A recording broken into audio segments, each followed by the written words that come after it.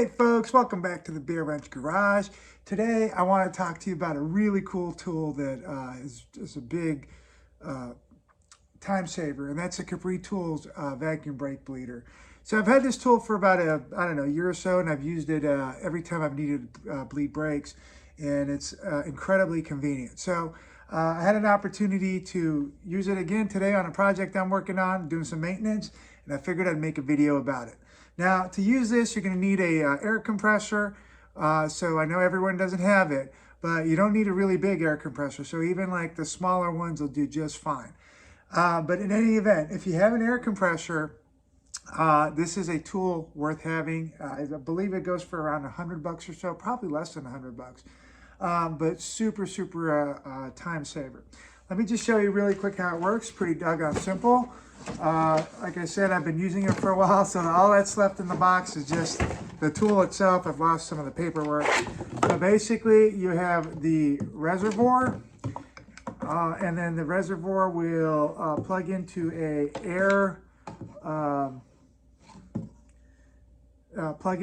a source of air, like your air compressor, and then your hose will plug into this portion right here, and then the other end of your hose will plug into your brake caliper. So you fill your reservoir in your car, your brake fluid reservoir, make sure it's topped off, crack open the bleeder nipple with this on it already, and then depress this handle, and it'll start using that compressed air to pull fluid through. You don't have to pump the brakes, you don't have to do any of that stuff. And so you also have this latch that you can kind of lock in, and you don't have to depress the handle. Stay tuned. I'm going to show you how this works, and hopefully we can get this car here done real quick. So folks, this is a 2006 Audi A4, and we are on the rear right. So that's the passenger rear side, which typically you start furthest away from the master cylinder when bleeding. And for this car, that is also the recommended or prescribed method. Now, the bleeder nipple here is a 11 millimeter hex. And so I'll affix my wrench on there. And then this vacuum pump, the hose to the vacuum bleeder is kind of this pliable rubber. So you could just kind of force it on.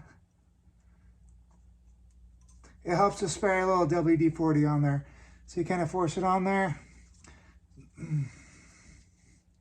And I'm going to adjust my wrench actually, so I have some freedom of to turn. All right, go back in there. And so that'll allow me to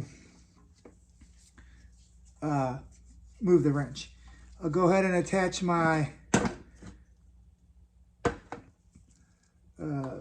hose to the reservoir, and it just clicks right in just like that. And then the last piece I need to do is attach my air compressor hose to the reservoir, and it's just like a normal fitting. So just like that. When I pop this loose, the nipple, I'm going to start bringing vacuum in.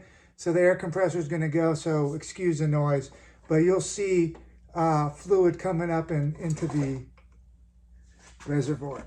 Let's move you back just a little bit so you can get a nice picture of what's going on. And we'll go ahead and open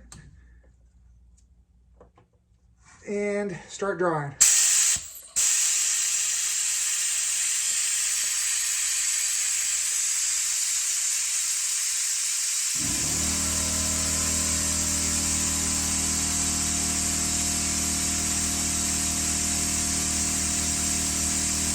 And as you can see, you might be able to see there's lots of air bubbles. Let me bring you in.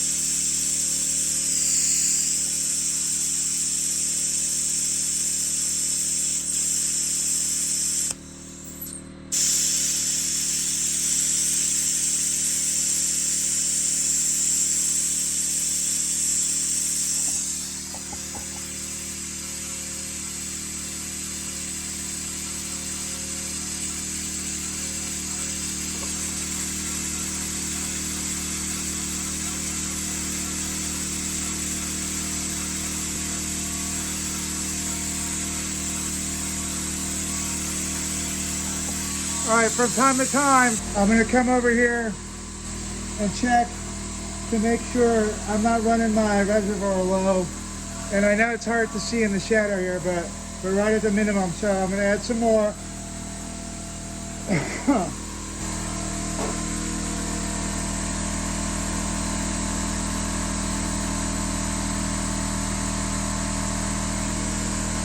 All right, that'll top it off nicely. And then we'll go back to our bleeder. Open it right back up. And there comes the fluid. So, I don't know, you might not be able to see, but the fluid that's coming out doesn't have air bubbles anymore. I'm gonna let it run for a little bit longer.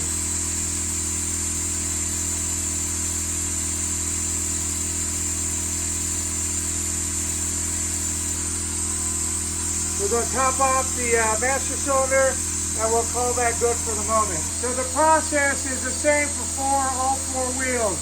We'll do the driver's side rear, passenger front, driver's front, and then we'll check the pedal in the car, and if it feels good, we'll call that a good job well done.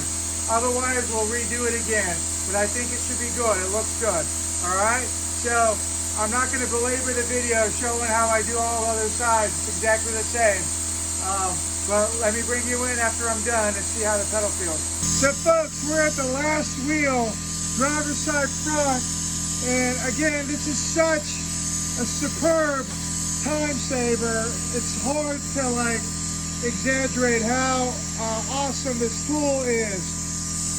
I don't have to get out from under the car and pump the brakes or any of that. Just go ahead and open the bleeder, and out she comes.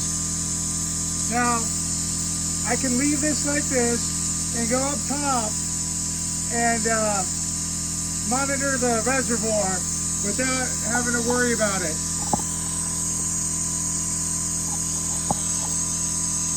And as you see, it's sucking up all this fluid, and it's going into the little bucket. So I'll go upstairs, make sure the reservoir is not running dry, and then we'll be done with this guy.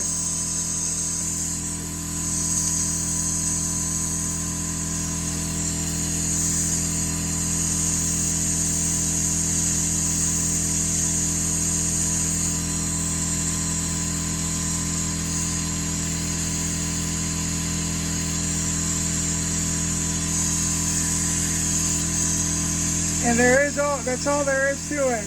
Now I know folks, it looks like there was a lot of air bubbles going through here, but that's just how the fluid looks through the hose with the light on camera. Those aren't actually air bubbles. And to verify, we'll go in and check the pedal right now. All right, so let's get in here and verify that we have a good brake pedal. All right.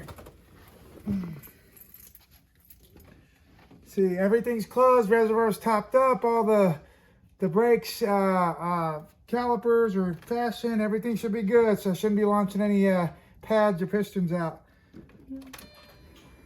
All right, pump it up.